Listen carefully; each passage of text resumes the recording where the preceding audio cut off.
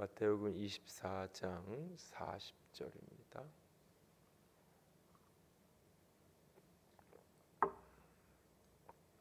마태복음 24장 40절 41절 40절과 41절 두 절입니다.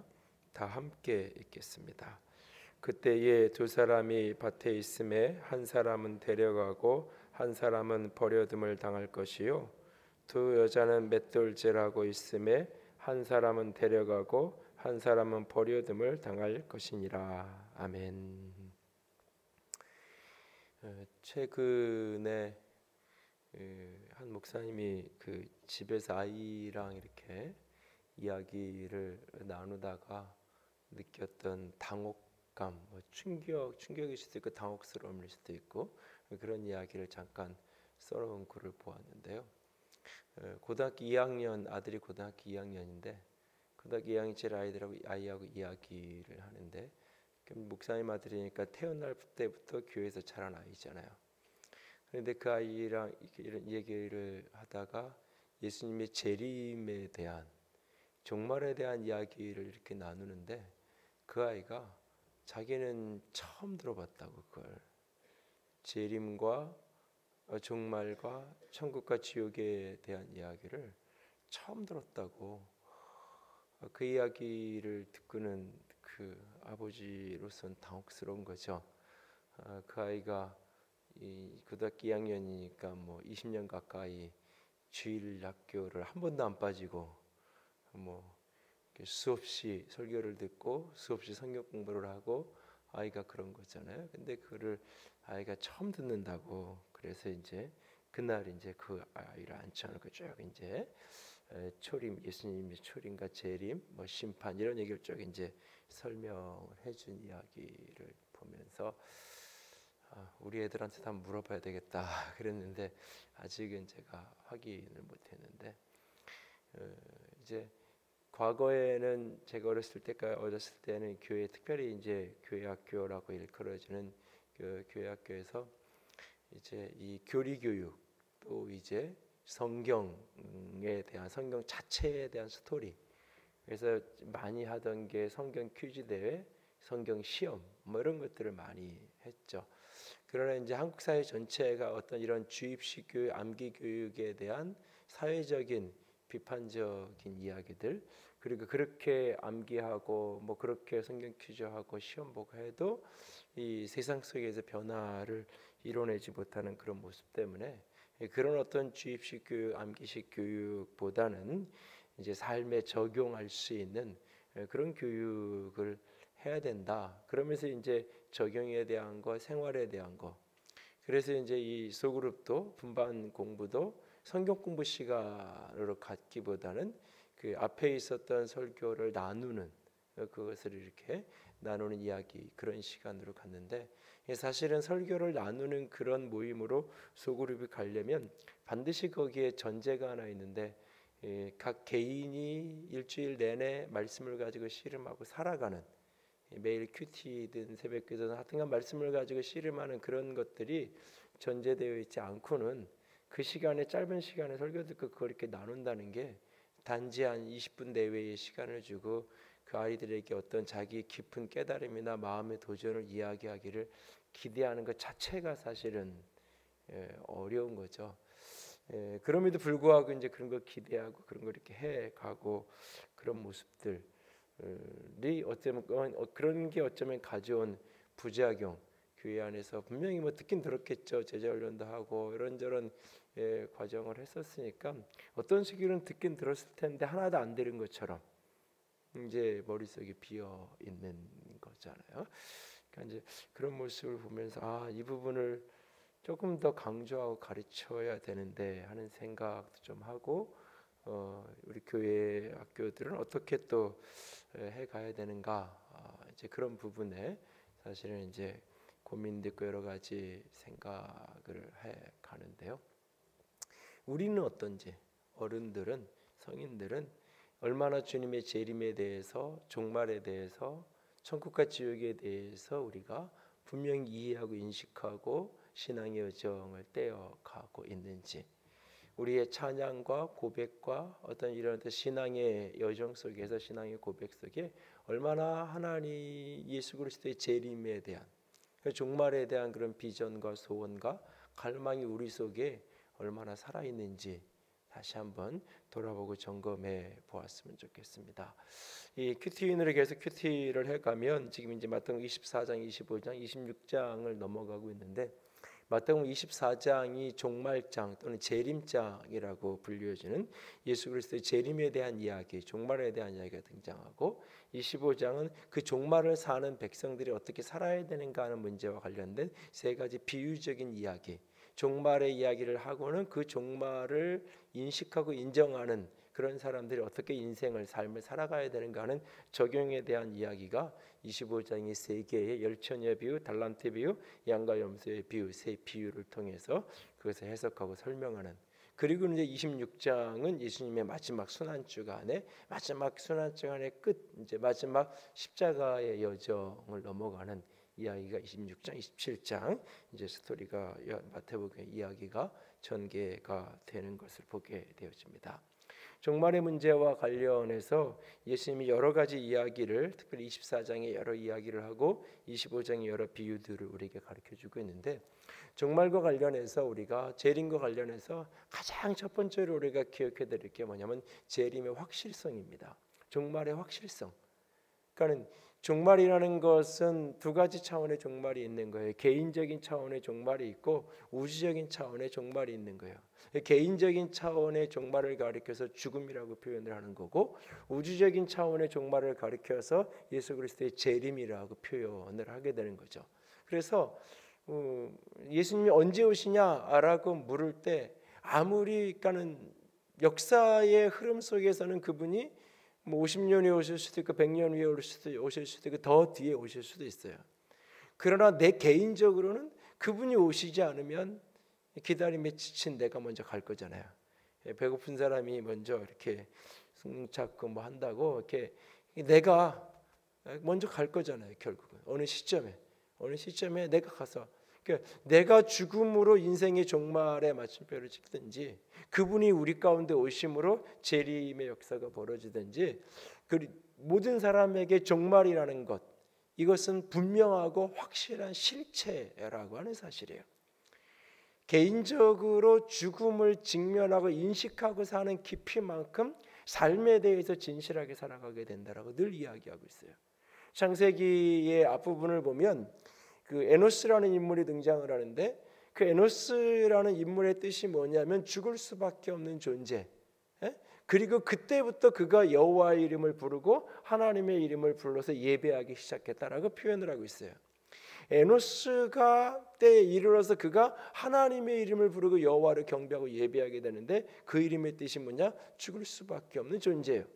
아벨이 죽고 나서, 아벨이 그렇게 비참하게 죽고 나서 아벨 이후에 셋의 자손을 통해 셋의 아들이 그 아이잖아요. 그러니까 인간이 내가 죽을 수밖에 없는 존재라는 것을 정직하게 직면하고 나서야 하나님에 대해서, 영혼에 대해서 정직하게 대비하는 진실한 삶을 살아가게 된다는 거예요. 그리스도인이 진정 그리스도인다운 삶을 살아가기 위해서 가장 중요한 초점 가운데 하나는 개인의 죽음에 대한 정직한 직면, 더 크게 우주적으로 이야기하면 예수 그리스도의 재림에 대한 분명한 인식, 이 인식이 우리에게 있을 때 우리의 삶의 많은 부분이 달라질 수 있는 거예요. 그러니까 많은 인생의 모습들을 보면서 끊임없이 영혼을 살 것처럼 착각하잖아요. 끊임없이 내 인생은 끝없이 이어질 거라고 착각하면서 그 속에 많은 어두움과 부정과 죄악과 이 모습들이 가득하게 되는 것을 보게 돼요. 오늘 그리스도인으로 우리가 살아가면서 나는 얼마나 내 개인적인 죽음의 확실성을 인식하고 인정하며 살아가고 있는지, 나는 얼마나 예수 그리스도의 재림에 대한 분명한 확신성을 인식하고 살아가고 있는지, 그날은 분명히 있을 거라고 이 마태복음 24장에서 주님은 이야기하고 있어요. 그런데 그날이 어느 날 갑자기, 그날은 분명히 오는데 그것은 예기치 못한 모습 속에서 우리에게 찾아오게 될 거라고 이야기를 합니다. 오늘 본문에 함께 읽었던 이야기가 40절 41절 이야기가 그때 두 사람이 밭에서 일하는데 한 사람은 데려가고 한 사람은 버려둠을 당하고, 두 여자가 맷돌질을 하는데 한 사람은 데려가고 한 사람은 버려둠을 당한다라고 이야기합니다. 이 본문을 이렇게 읽으면 이 버려둔다라고 우리말로 번역을 했기 때문에 이게 이미 이 번역 속에 부정적인 뉘앙스가 여기 이미 들어 있어요, 사실은.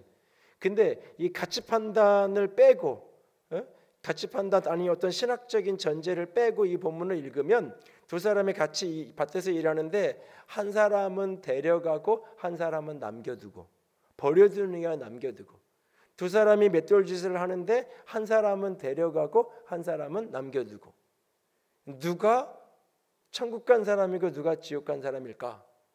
라고 이렇게 물으면 이 성경을 버려둔다라고 표현한 표현 자체가 데려감을 당하는 사람이 구원받은 사람이고, 버려둠을 당한 사람, 남겨진 사람이 버림받은 사람이라고 우리는 많은 부분 그렇게 읽는 경우가 많아요. 이 대학교 때 1학년 때 그 기독교 세계관을 공부하면서 이 부분에 대한 해석을 이렇게 보면서 처음에 이제 충격을 받았던 기억이 있는데, 이 본문을 근데 전체적인 문맥의 흐름으로 읽으면 해석이 뒤집어져요. 앞에 무슨 이야기를 하냐면 노아 홍수 이야기를 해요. 홍수 때 버려둠을 당한 사람은 누구고 데려감을 당한 사람은 누구일까? 홍수가 나서 이 땅의 모든 사람은 다 죽고 이 땅에 남은 사람은 노아의 가족 8명의 사람들, 남아있는 사람이 구원받은 사람이었어요. 그리고 이 이야기의 뒤 이야기는 뭐냐면 도둑이 오는 이야기예요. 도둑이 예기치 못해서 와요. 도둑이 와서 누구를 데려가고 누구는 남겨뒀어요. 그러니까 여기에 지금 재림에 대한 이야기를 하는 거기 때문에 예수님이 오셔서 예수님이 우리를 천국으로 데려간다라고 하는 개념, 이 개념이 이제 더 확대되면서 휴거에 대한 개념으로 이해하면서 이 땅에서의 어떤 대환란이라는 것이 예수님이 이 땅에 이중재림이라고 표현하는데, 예수님이 이 땅에 오셔서 신앙생활을 잘하는 사람은 데리고 공중으로 가시고 그렇지 못한 사람들이 이 세상에 남겨지고 세상에 남겨진 사람들만 대환란을 겪게 된다라고 표현하는 그런 어떤 신학적인 전제를 가지고 이 본문을 읽어서 자꾸 그렇게 해석을 하는 거예요. 본문을 자연스럽게 읽으면 사실은 여기에서 데려감을 당하고 남겨둠을 당하는 것, 이 부분은 사실은 그냥 노아 홍수 이야기, 도둑 이야기 이렇게 본문을 그렇게 그냥 읽으면 사실 데려가는 실체가 누구냐면 사단이에요. 데려가는 실체가 그냥 악한 거예요. 데려간다는 의미가 바로 죽음이 데려가는 거예요. 사단이 와서 데려간다는 개념이에요. 사실 이 이미지는 저는 문맥을 보면.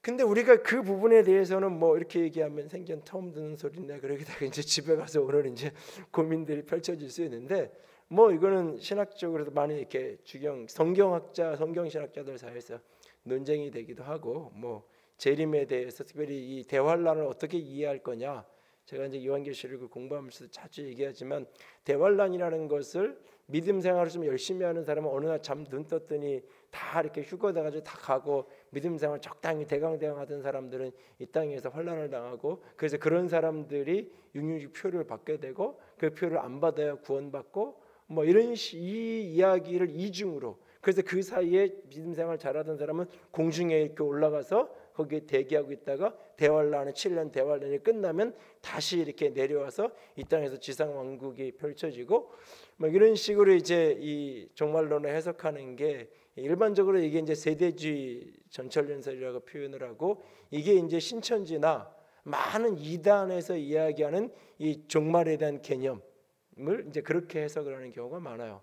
그래서 빨리 자신들의 공동체에 와야 주님이 오시면 주님께로 가고, 자신들의 공동체에 오지 않으면 이 땅에서 대환란을 겪게 된다라고 이야기하죠. 그런데 요한계시록을 면밀히 들여다보면 요한계시록은 등장하는 교회의 특성은 뭐냐? 환란을 이긴 사람들이에요. 교회는 환란을 피하거나 환란이 없는 공동체가 아니라 환란을 이겨내는 공동체, 환란을 견뎌내는 공동체예요. 그래서 성도의 특징이 인내고 믿음이에요, 사실은. 그래서 대환란이라는 것을 이렇게 나눠놓는 게 아니라 사실 이 땅의 교회가 끊임없이 환란 속에 고난 속에 있는 거예요. 그 속에서 어두움이 그 영혼들을 끊임없이 빼앗아 가려고 하는 거죠. 사실은.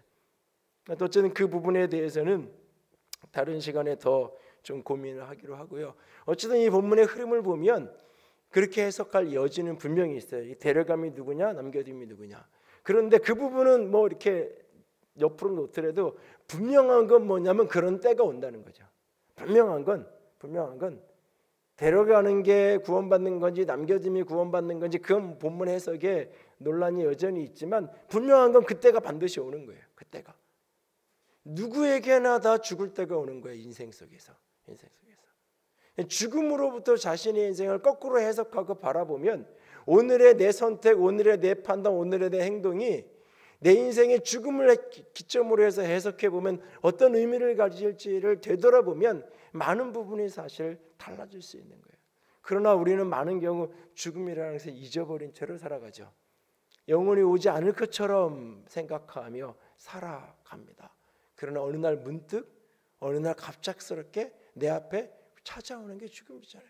그러니까 장례식장들을 이렇게 갈 기회가 있어서 이렇게 가면 유심히 제가 이렇게 둘러봐요. 장례식장이 뭐 101호 이러면은 그 101호를 이렇게 가면서 유심히 둘러봐요. 뭘 둘러보냐면 그 장례식장에 있는 분들 그 앞에 사진이 붙어 있는 경우가 많으니까 요새는 장례식장 가면 디지털로 이렇게 해가지고 그 사진 붙어 있는 분이 어르신들인지 젊은 분들 사람인지 낙골당을 이렇게 갈 기회가 있어서 가면 유심히 그걸 이렇게 둘러봐요. 그러면 의외로 어린 아이들이나 젊은 사람들이 굉장히 많죠. 나이가 들어서 진짜 80, 90 돼서 그런 분들도 분명히 있지만 의외로 굉장히 많은 젊은 사람들이 그냥 어느 날 갑자기 그것이 사고든지 질병이든지 수많이 이렇게 사실은 우리는 늘 죽음을 인식하고 살아야 되는 거예요. 자는 것과 죽는 거는 동일한 거잖아요. 죽는 걸 잔다라고 표현하잖아요. 우리는 매일마다 사실은 죽음과 부활을 경험하는 거예요. 잠자리에서 죽음을 경험하는 거고 눈 뜨면서 부활을 경험하는 거예요. 그 죽음과 부활의 경험의 마지막 순간에 이 땅에서 잠들어서 천국에서 눈 뜨는 거잖아요. 부활을 깨어나는 걸 이 땅에서 깨어나지 않고 주님의 품에서 저 천국에서 깨어나면 그게 이 땅에서는 죽음이고 저 천국에서는 하나님의 백성이 천국에 입성한 날이 되는 거죠. 사실은 우리는 늘 그걸 연습하고 기억하며 살아가는 게 인생이에요. 주님은 어느 날 반드시 오실 거예요. 내가 죽든지 그분이 오시든지. 이 죽음에 대한 종말에 대한 재림에 대한 분명한 인식을 가슴속에 품고 살아가야 돼요. 오늘날 현대교회가 그리스도인들이 끊임없이 이 세상에 집착하는 이유 중에 하나가 뭐냐면 종말에 대한 재림에 대한 이 확신, 이 땅이 전부가 아니라는 것에 대한 확신, 이게 자꾸 흔들리니까 이 땅이 전부인 것처럼 모든 축복도 모든 사람들 이 땅에서 모든 것이 이루어지는 것 되는 것처럼 자꾸 착각하고 오해하는 모습이, 그래서 끊임없이 타락하고 쓰러지고 넘어지고 타협하고 그런 모습들의 중요한 원인 중에 하나가 그런 모습 때문이잖아요. 오늘 여러분들은 내가 죽을 수밖에 없는 존재, 주님은 반드시 오셔서 개인적인 종말이든 우주적인 종말이든 그날이 반드시 올 것이라는 사실을 얼마나 인식하고 살아가는지 인식하고. 오래전에 그 오혜령 씨가 아마 맞을 거예요. 그분이 이렇게 시한부 이렇게 선고를 받고 이렇게 살면서 썼던 그분의 글 가운데 이렇게 아침에 이렇게 그 시한부 선고를 딱 받고 나서부터 아이에게 저녁 때 잘 자라고 하는 이 말 한마디를 하는데 이게 마지막일 수도 있다라는 생각을 하니까 그 말 한마디를 다르게 하는 거예요. 내가 글을 이렇게 쓰다가 정리를 하고 이렇게 내 글 쓰던 책상을 일어나서 나갈 때 내가 이 책상에 내일 아침 다시 올 수 없으면 누군가가 다른 사람이 내 책상을 정리하고 이 물건들을 이렇게 들여다보고 할 텐데 그때의 모습이 어떨까? 그래서 늘 그 생각을 하면서 매일매일 순간순간을 살았던 그 모습, 그 글이 제 속에 강한 인상이 남아서 제 방에 이렇게 앉아있다 나갈 때만 한번 이렇게 돌아보면서 책상을 한 번 더 치우고 가게 되고 그럴 때가 있는데, 그렇다고 뭐 항상 깨끗한 건 아니고 그런데 이게 늘 우리 속에 그날이 마지막 날이 반드시 우리에게 올 거라는 사실을 인식하고 살아야 돼요.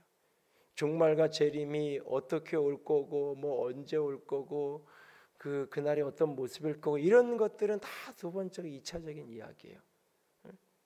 분명한 거는 반드시 그날이 있을 거라는 사실을 인식하며 우리가 살아야 돼요. 그런데 종말이 올 건데 반드시 올 건데 근데 이게 끝이 아니라는 거예요. 이 땅에서의 생삶으로는 끝이겠지만 육체를 잃고 이 땅에 지금과 같은 생존의 방식으로 살아가는 건 분명히 마지막이겠지만 마지막이 아니에요. 마지막이 아니에요. 종말 이후에 그날 이후에 분명하게 있는 게 있는데 그게 뭐냐? 심판이 우리에게 있다는 사실이에요. 이 땅에서의 우리의 삶에 대해서 그분이 우리를 계산하는 심판이 반드시 우리에게 있을 거라는 사실이에요. 믿지 않는 사람들은 이 땅에서 이미 심판을 받는 거예요. 그래서 어떤 의미에서 믿지 않는 사람과 믿는 사람의 심판은 그날에 가보지 않아도 이미 알아요. 무슨 말이냐? 내가 천국을 갈 수 있느냐 갈 수 없느냐라는 것은 가보지 않아도 알 수 있는 거예요. 사실은 천국을 갈지 못 갈지 가봐야 한다라고 이야기한다면 그 사람은 이미 성경을 잘못 알고 있는 거예요. 이 땅에 오신 예수 그리스도를 내가 받아들이고 믿음으로 받으면 나는 이미 구원받은 거예요. 이 땅에 오신 예수 그리스도를 거절하는 순간 나는 이미 심판받는 거예요. 나는 스스로 천국을 거부하는. 요한복음 1장 빛이 왔는데 빛을 받아들이고 받아들이지 않는 그것이 이미 심판의 행위인 거예요. 심판의. 그래서 구원의 사건은 심판의 이야기랑 맞물려 있는 거예요. 동전의 양면처럼. 복음이 증거되어지고 복음을 전해받았을 때 내가 믿음의 응답을 할 때 거기에 구원이 일어나는 거고 그 믿음을 거절할 때 나에게 심판이 오는 거죠. 나에게 영원한 형벌이 내게 주어지는 거예요. 그래서 내가 천국 갈지 지옥 갈지는 이 땅에서도 알 수 있는 거예요. 이 땅에서 모른다고 이야기하는 것은 신앙 고백을 저 사람이 제대로 했는지 안 했는지 모르겠을 때 신앙 고백을 공적으로는 하지 않고 개인적으로는 고백했는데 공적으로는 한 번도 고백하지 않은 사람, 저런 사람이 과연 저 궁극에 갔을까 못 갔을까? 물음표를 던질 수 있고 가봐야 알지 이럴 수 있는 거지. 분명하게 내가 예수를 그리스도와 주님으로 고백한 그 사람은 천국과 지옥을 가는 그 백보자의 심판은 이미 사실 지나간 거예요. 그래서 예수 안에 있는 사람은 백보자의 심판대에 서지 않아요. 왜? 그 백보자의 심판은 긍휼 없는 심판이에요. 서면 거기에 단 하나의 죄라도 드러나면 그 죄 때문에 그는 영원한 형벌에 들어가게 되는 거예요. 그래서 로마서 1장에 사형에 해당하는 죄목 가운데 그 읽으면서 이렇게 섬찟한 게 몇 가지 있잖아요. 대표적인 게 수군수군하는 거, 대표적인 게 부모에게 거역하는 거, 대표적인 게 배약하는 거, 약속 어기는 거. 오늘도 약속을 부지기수로 어기고 거기에 제일 저는 부담스러운 것 중에 하나가 무정한 거.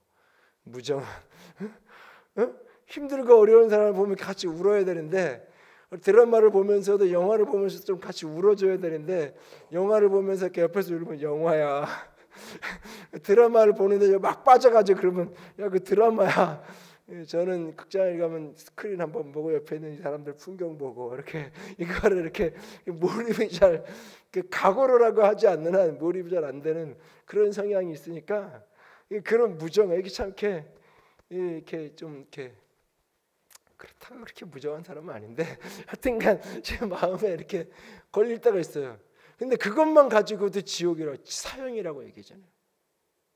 살인하고 간음하고 한 것만 사형이 아니라 그렇게 한 것조차도 로마서 1장의 죄의 목록들 사형에 해당하는 28가지 죄의 목록을 쭉 읽는데 우리들이 하찮게 여기고 뭐 이런 게 무슨 죄야 하면 사람은 다 그런 거지 하면서 지는 그냥 그 모든 죄들 근데 그 하나만으로도 다 사형이라고 얘기하잖아요. 그게 백보자의 그래서 백보자의 심판은 서면 구원받을 사람이 단 한 사람도 없는 거예요. 그 안에도 죄가 드러날 때. 그래서 그 심판은 가리워져야 되는 거예요. 그 심판은 피해야 되는 거예요. 예수 그리스도의 피로 덮여져서 그 심판대를 피해가는 거예요. 예수 그리스도의 보혈로 덮여져서 그 심판대에 서지 않게 되는 거예요. 그래서 그리스도인은 이미 이 땅에서 심판받았는지 안 받았는지 아는 거예요. 내가 천국 갈지 안 갈지는 아는 거예요. 근데 우리에게 계산이 남아있는 거예요. 천국을 가서 그 천국에서의 하나님의 평가가 나에게 어떻게 다가오는지에 대한 그 계산, 그 평가. 이것을 극단적으로 이야기하는 분들은 어떤 경우는 구원을 잃어버릴 수도 있다라고까지 이야기하는, 그렇게 주장하는 교단도 있고 신학자들까지 있을 만큼 우리에게는 심판을, 천국 갈 거냐 지옥 갈 거냐를 예수를 믿느냐 안 믿느냐의 그 심판이 이미 지나갔는데 천국에 갔을 때 계산이 있다는 거예요. 그런데 그 계산은 인간의 평가랑 다른 거예요.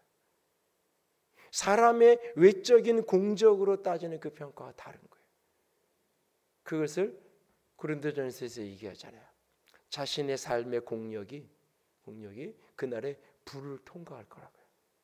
불을 통과해서, 불을 지났는데 참 화려하게 지은 건물이고 화려한 인생이었는데 불을 지나가면서 다 타고 없어져 버리면 상이 없다고.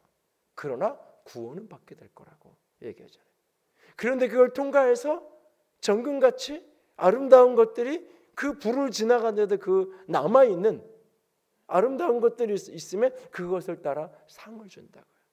심판이 있는데, 판단이 있는데, 영원한 상급의 평가가 있는데 그 판단의 평가가 우리가 하는 이 땅의 평가와 이 땅의 기준과 이 땅의 판단과 다르다라는 거예요.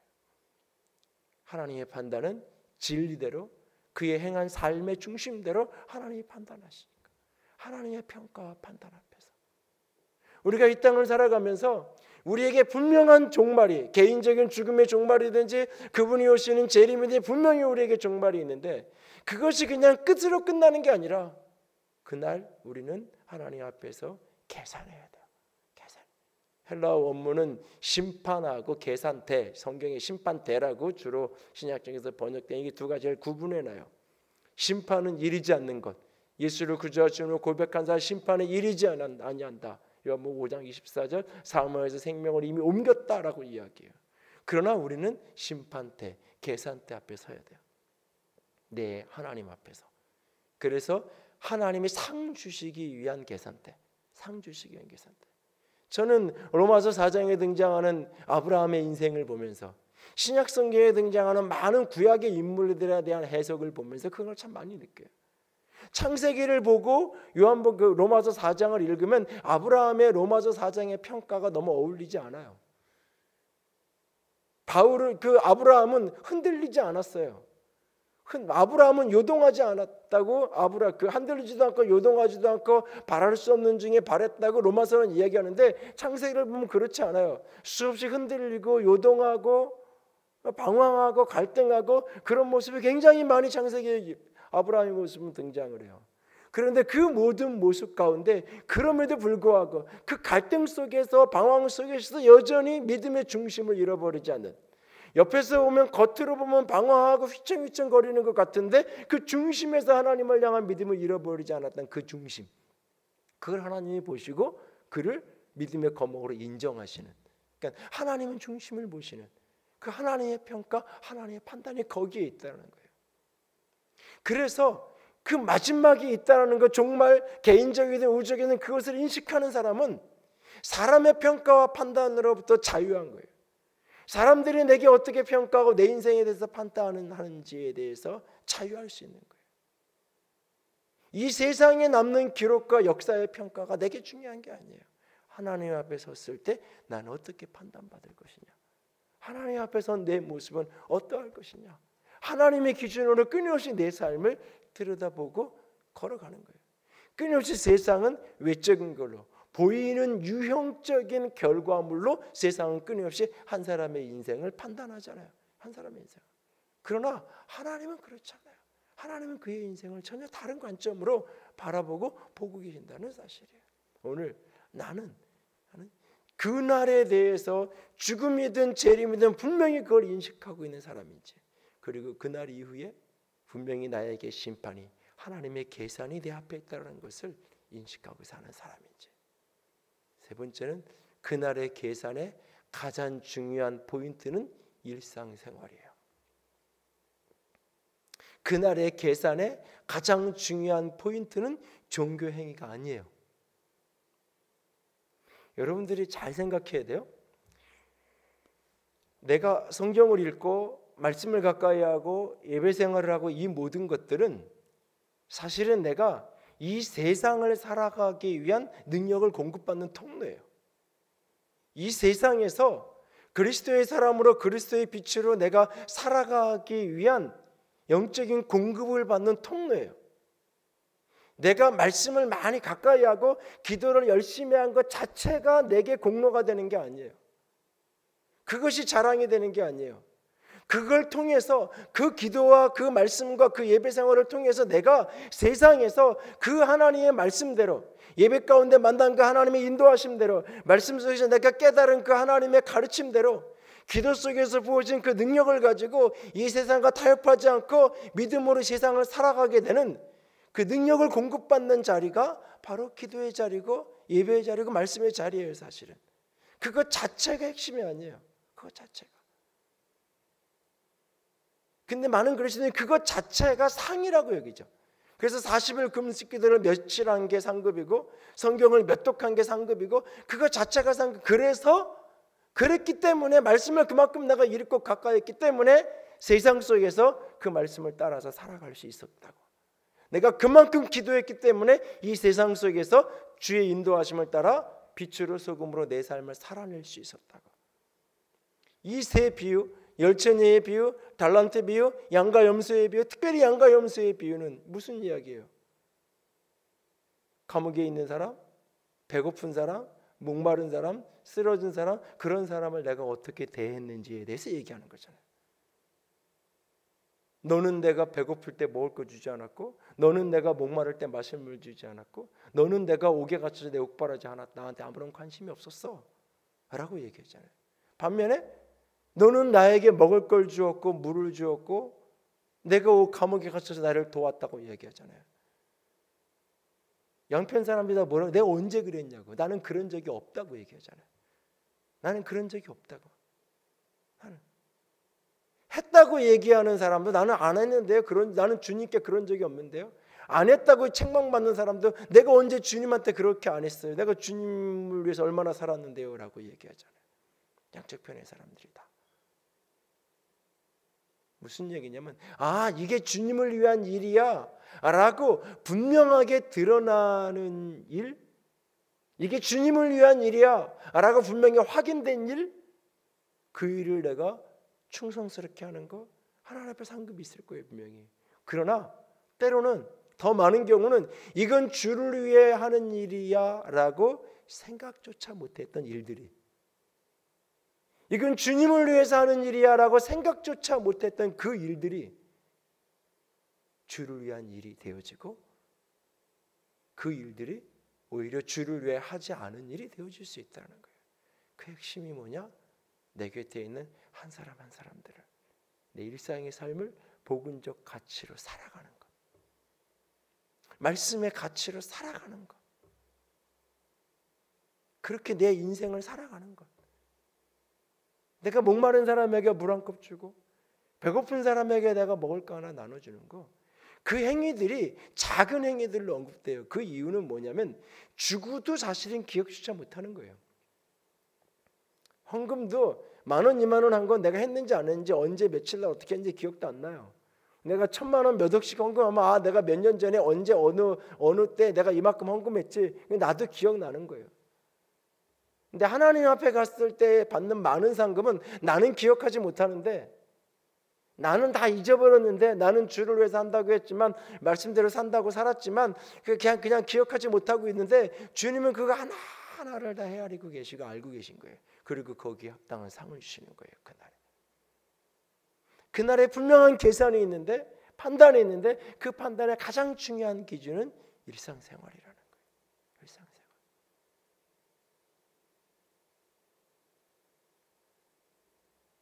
우리 그리스도인들이 끊임없이 일상생활 속에서 어떻게 내가 걸어가고 있는지, 생활 속에서 내가 예배당에서의 내 모습과 세상에서의 모습이 어떻게 흘러가고 있는지, 특별히 내가 만나는 한 사람 한 사람에 대해서 내가 어떤 태도로 대하고 어떻게 내가 사람들을 바라보고 있는지, 사람을 어떻게 바라보고 있는지. 요즘에 한국 사회 전체가 미투 이런 이야기로 열풍을 앓는데, 언제 한번 기회가 되면 그 문제를 이야기할 설교 때 나눌 기회가 오겠지만 그 문제의 가장 핵심적인 포인트는 어디에 있냐면 인간을 인간으로 대하는 게 아니라 인간을 수단화하는 가치관하고 연결이 돼 있어요. 인간을 수단화하는 가치관이 그런 풍조를 만드는 거예요. 그리고 그게 그 하나의 사건으로 끝나는 게 아니에요. 사회 전반에 인간을 수단화하는 가치관에 짙게 배어 있어요. 짙게. 그래서 걸린 사람이 재수 없는 거고 그런 사람이 이렇게 한 거고 그냥 당연한 거고 자연스러운 거고 이런 사고가 남자들만 그런 게 아니라 많은 사람들이 비슷해요. 사람을 이용 가치의 수단으로만 접근을 하는 거예요. 사람을. 제가 농담삼아 우리 집사님들하고 이렇게 사적인 자리에 앉아 있으면 그런 얘기 요즘에 몇 번 내가 했는데 선거철이 가까워서 자꾸 연락도 오고 혹시 이제 또 찾아올 사람도 있을 텐데 혹시 아는 사람들 있으면 나한테 연락해달라 그러지 말고 미리미리 이야기하라고. 오면 그냥 조용히 예배드리고 가면 모르는데 뭐 인사시켜달라고 뭐 해달라고 그런 얘기 하지 말라고. 그러면 제가 한마디 했어요. 이 동네에서 4년 5년 있고 옛날부터 있었으면 선거철 아닐 때 한 번씩 와서 예배도 드리고 선거철 아닐 때 주일날이 아니어도 수요일날 사람들 별로 없을 때도 와서 기도라도 한번 하고 가고 그러면 사람을 다르게 볼 수 있잖아요. 때로는. 근데 그 시즌에 그 모습 자체가 사실은 자기 자신을 그렇게 보이는 거예요. 나는 표 때문에 교회를 이용하는 사람입니다 라고 스스로를 증명하는 거예요. 사실은. 그래서 그런 사람은 찍으면 안 돼요. 오지 말라 그러는데도 와서 여기서 그런 사람 있으면 찍지 마세요. 미리 선거자 아직 몇 달 남았으니까 미리 내가 얘기하는 거예요. 이게 이제 소문이 나야 안 오지. 소문이 나야. 정 와야 되면 내가 얘기할 거예요. 주요 정당 사무실에 전화를 해가지고 날짜 정해주고 그날 동시에 오라고. 앉혀놓고 그날 내가 세게 설교를 할 거예요. 내가 앉혀놓고 그날 맨 앞자리 만들어 줄 테니까 그날 아예 그런 날로 정해서 국가를 위해서 기도하는 날 정해놓고 아예 그날 초청 설교를 아예 그냥 하고 정해주려고 해요. 여러분 우리가 삶을 살아가면서 끊임없이 그리스도인들에게 요구되는 것 중에 하나가 누구도 완벽할 수 없어요. 누구도 100%의 사람은 없어요. 끊임없이 노력하고 그리고 자기를 부인해야 되는 것 중에 하나가 뭐냐면 사람을 내 이익에 수단화하지 않으려는 노력을 끊임없이 해야 되는 거예요. 이게 근데 안 돼요. 인간의 본성이기 때문에 안 돼요.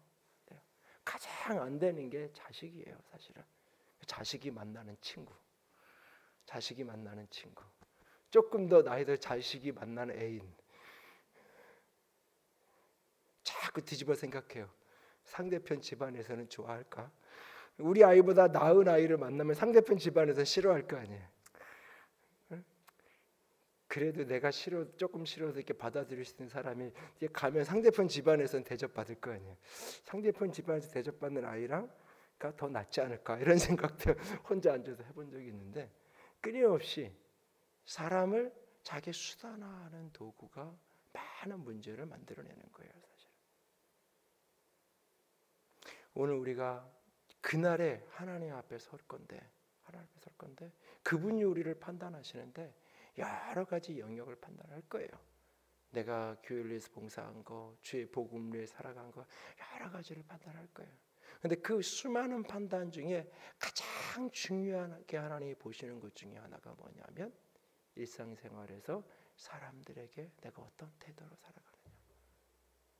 특별히 나보다 약한 사람들, 나보다 작은 사람들에게 내가 어떤 태도를 가지고 내가 그들을 대했는가. 하나님이 판단하는 가장 중요한 모습 중에 하나가 그런 모습일 거예요. 오늘 나는 어떻게 살아가고 있는지 그날을 인식하고 사람들이 그것을 알아주고 사람들이 그것을 기억해 주는 것 때문이 아니라 하나님 때문에.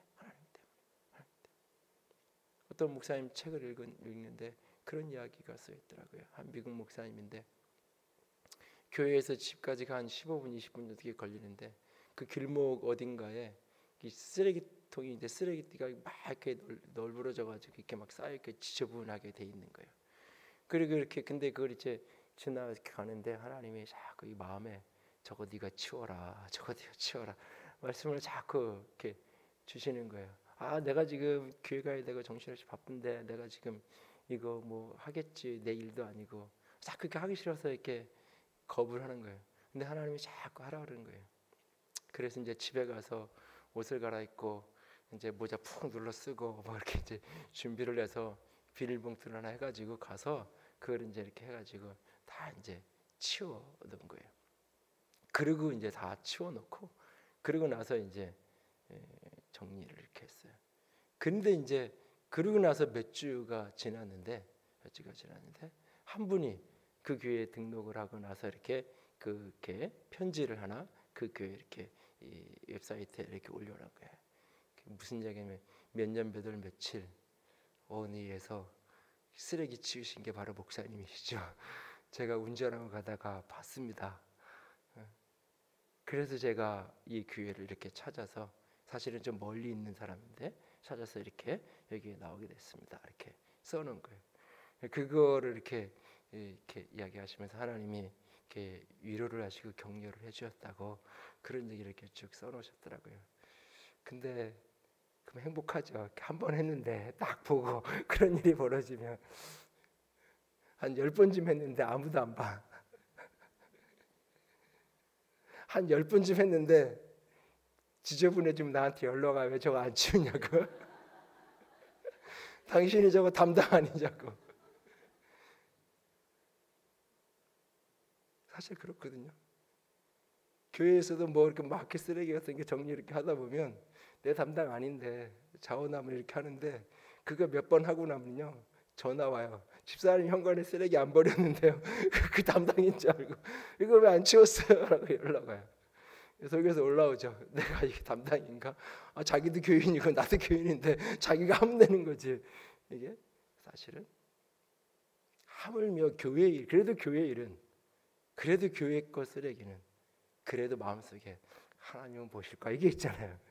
응? 근데 거리에 있는 집 앞에 있는 문 바깥에 있는 그게 하나님이 보실 거야? 사람은 안 봐도 하나님이 보실 거야? 생각이 안 되죠. 일상의 삶이 늘 예수라면 어떻게 할 것인가라는 질문을 하는데 오히려 성경적 가치는 내가 예수라면 어떻게 할 것인가가 아니라 성경적 가치는 저 사람이 예수님이라면 나는 어떻게 대할 건가? 이게 성경의 질문이에요, 사실. 내가 예수님이라면 지나가는 거지에게 내가 어떻게 할까? 예수님이라면 이런 거지를 만나서 어떻게 하실까?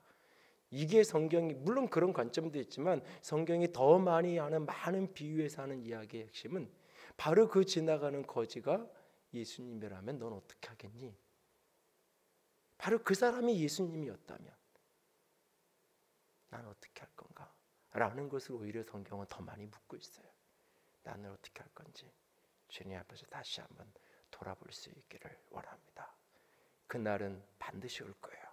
내가 죽든지 그분이 오시든지. 그리고 그날에 우리는 계산대 앞에 심판대 앞에 서야 돼요.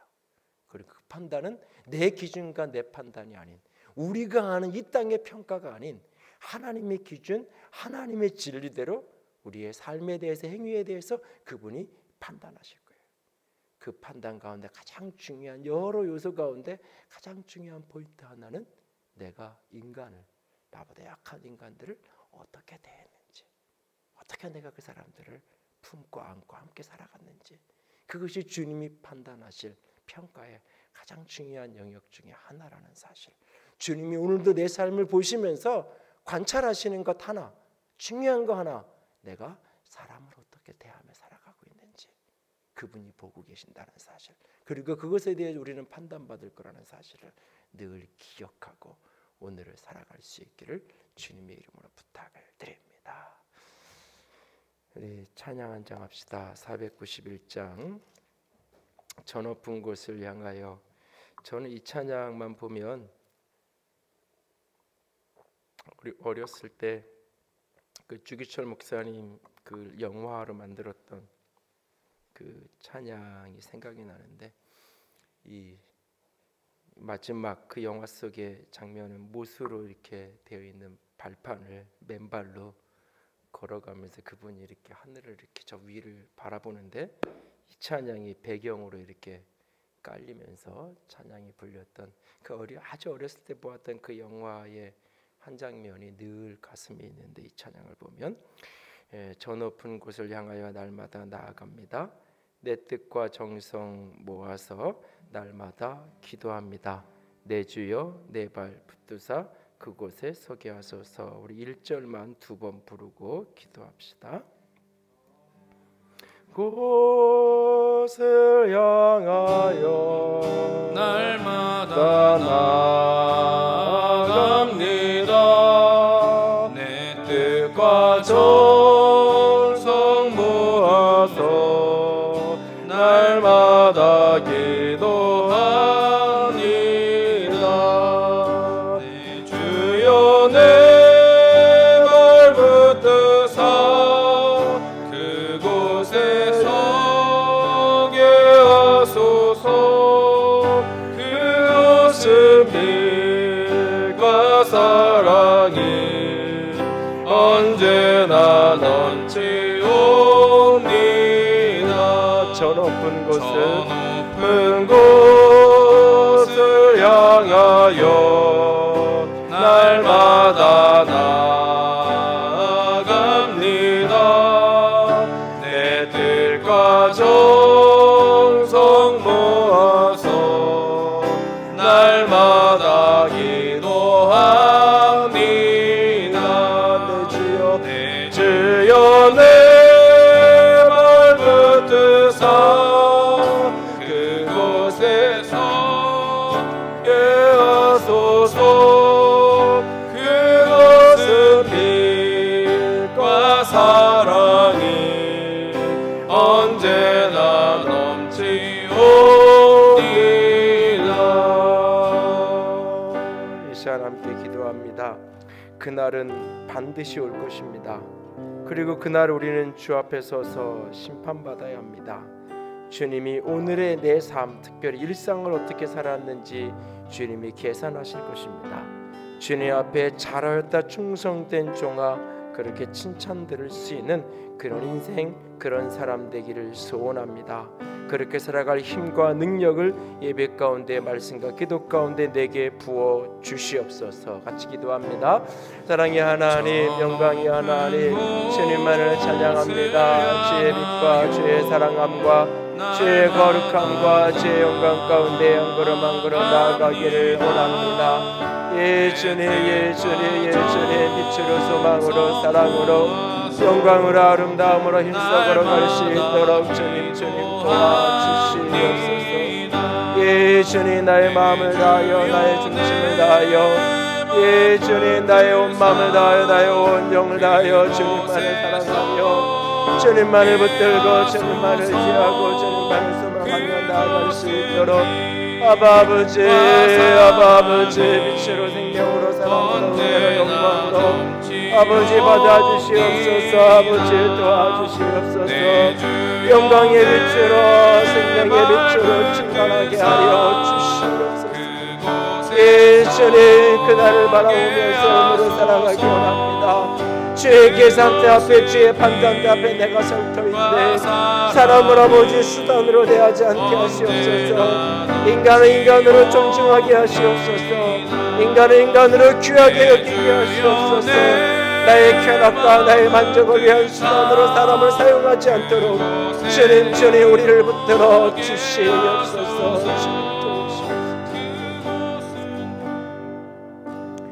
예 주님, 사랑합니다. 그날은 반드시 올 것이고 그날의 은혜는 판단받아야 함을 압니다. 주님이 중심을 보실 것이며 주님이 당신의 진리로 내 삶을 분별하고 판단하실 터인데, 그날 잘하였다 충성된 종아, 칭찬 들을 수 있는 그런 믿음의 여정, 그런 아름다운 삶을 일상에서, 삶의 일상의 현장에서 살아낼 수 있는 아름다운 사람들 되게 하여 주시옵소서. 주님 찬양합니다. 주님 의지합니다. 주의 이름으로 축복합니다. 우리 주님 예수님 이름으로 기도드렸습니다. 아멘. 이제는 우리 주 예수 그리스도의 은혜와 하나님 아버지의 놀라우신 사랑하심과 성령 하나님의 교통하시며 기름 부으시는 그 은혜가 오늘도 그날을 기대하며 아름다운 삶을 살아가기를 소망하며 작정하는 모든 이들 위해 이제로부터 영원토록 함께 있을지어다. 아멘.